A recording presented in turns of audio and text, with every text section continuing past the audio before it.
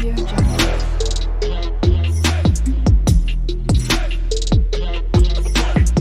Audio Jungle. இப்போ நம்ம என்ன செய்ய போறோம்னு பார்த்தீங்கன்னா, பீக்கங்காவோட நம்ம தோல் வந்து சீவி வச்சுருந்தோம்ல, இதை வச்சு நம்ம ஒரு துவையல் பண்ணலாங்க. 2 ஸ்பூன் எண்ணெய் ஊற்றிக்கிறேன், 1 ஸ்பூன் வந்து சீரகம் சேர்த்து இருக்கிறேன், 5 பல்லு பூண்டு, சின்ன வெங்காயம் ஒரு கைப்பிடி, பெரிய ஸ்பூனில் 1 ஸ்பூன் கடலைப்பருப்பு. இதை வந்து வதக்கி விட்டுறலாம்.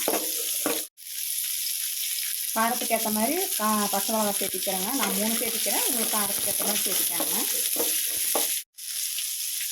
இப்போ பீக்கங்காவோட தோலெல்லாம் இது கூட சேர்த்திடலாம்.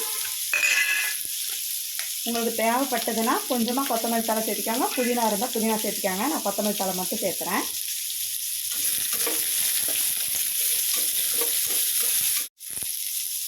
சின்ன நெல்லிக்காய் சைஸில் வந்து புளி கொஞ்சமாக சேர்த்திக்கிறேங்க.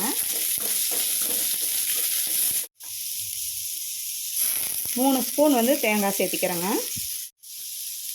இந்த டிஷ்ஷுக்கு தேவையான அளவு உப்பு போட்டுக்கலாம். இது மாதிரி செஞ்சு சாப்பிட்டு பாருங்கள். காலையில் இட்லி தோசைக்கு ரொம்ப நல்லாயிருக்கும். பிரேக்ஃபாஸ்ட்டுக்கெல்லாமே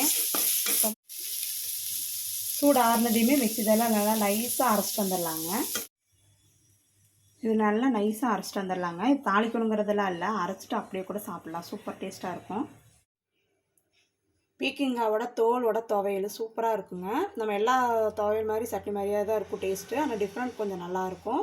நீங்களும் சாப்பிட்டு பாருங்கள். இந்த வீடியோ உங்களுக்கு பிடிச்சிருந்தா லைக் பண்ணுங்கள், ஷேர் பண்ணுங்கள், கமெண்ட்ஸ் பண்ணுங்கள்.